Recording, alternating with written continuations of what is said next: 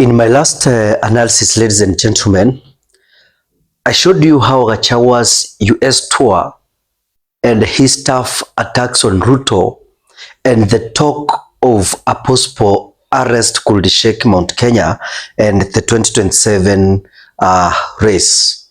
Now, he has dropped a new bombshell that money used in youth empowerment actually meant for free education. He's calling it a leak of government secrets and promising to unite the opposition to send Ruto home in 2027. Na vile niliwaambia, the greatest mistake the government is doing ni kuendelea kuattack Rigathi Gachagua. The more wanaendelea kumuattack, the more wanaendelea kureveal out the secrets of the government. Let me be clear.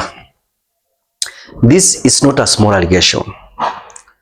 Education funding is emotional for every Kenyan household. If the public believes that money for free education is being redirected to political optics, that can change votes very fast. But like I always say, claims need evidence. So I will break down the politics behind this, the gospel truth, and who gains or who loses in this. Ladies and gentlemen, if you are here for the first time, karibu sana. This is DMtv Kenya, where I do bold analysis in a simple way so that each and everyone can understand. Hit that subscribe button and tap the notification bell so that anytime I do my videos, YouTube will automatically notify you. To my loyal subscribers, asante sana kwa kurudi kutazama video zangu, and that's the only way you support this channel. Without wasting much time, ladies and gentlemen, allow me to dive direct to this conversation. The allegation and why it bites Gachagua's line is very simple. Money meant for the education funding is now being used as a youth empowerment politics.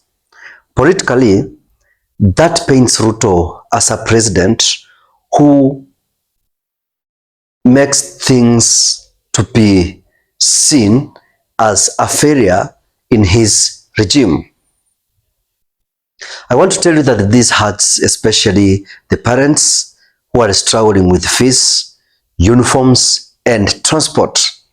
It also cuts into Nairobi, the same ground Ruto has been cultivating with empowerment drives. You saw yesterday was in State House. There's also the insider whistleblower in this saga. By saying that he's leaking government secrets, Gachagua is branding himself as the insider who knows where the bodies are buried. That gives his words extra weight with the undecided voters, but it also raises the stakes for him. Without documents, without audits or memos, he can be attacked for peddling rumors. At the same time, if he has receipts, big trouble for State House, and if not, it can backfire at the same time. State House has two options. Transparency. By transparency, they have to publish allocations, procurement, and beneficiary lists, and also put treasury, education, and youth dockets on TV with numbers. If clean, the allegation will collapse, but if not clean, they can't do that. The law and order at the same time will squeeze. They push summons, demand statements, frame Rigathi as reckless on security, finance. That alone risks turning him into a political monga who speaks something that doesn't have evidence. There's also what I want to talk about, the opposition unification message. Gachagua is trying this to a bigger promise: unite the opposition and retire Ruto in 2027.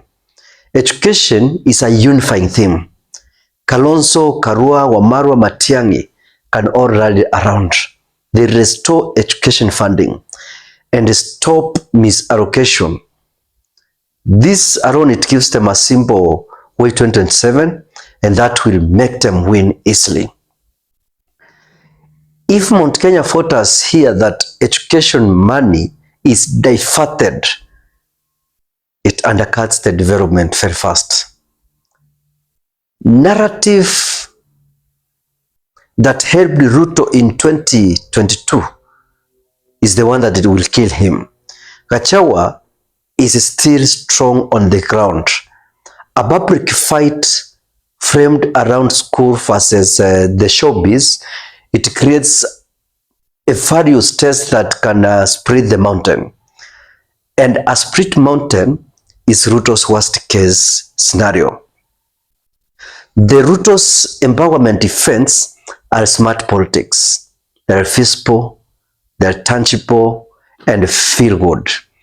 Gachagua right now is trying to flip the optics. From the empowerment to electioneering with the diverted funds. And if that framing alone sticks, those same events start looking like a vote buying with public money, not empowerment again. The evidence will decide which narrative survives in this. Making these claims into US, I want to tell you that it drags in donors and lenders in the public imagination. If any partner is perceived to be linked to the funds stream, this can trigger questions, and it will mark a broad pressure to President Ruto. There are three things here needs to be given to make Rigathi Gachagua's statements right. Number one is the budget. Number two, it is the Auditor General or Parliamentary Committee questions on line items. And also number three is the paperwork. The paperwork that relabel funds from education to empowerment. Without that, ladies and gentlemen, it will be considered as politics. With that, it's also a scandal that will never be taken serious by Kenyans. Now here, ladies and gentlemen, Gachagua has chosen a field that will now bring politics life, that will now make campaigns to be strong. And if he tables evidence, Ruto faces real political damage in Nairobi and Mount Kenya. And if he does instead, the House will brand him as a liar. And it will push for a legal hit. With that risk of making him bigger, that will destroy his 2027 ambition. Thank you for watching this up to the end, ladies and gentlemen. Stay tuned, subscribe, and like this video.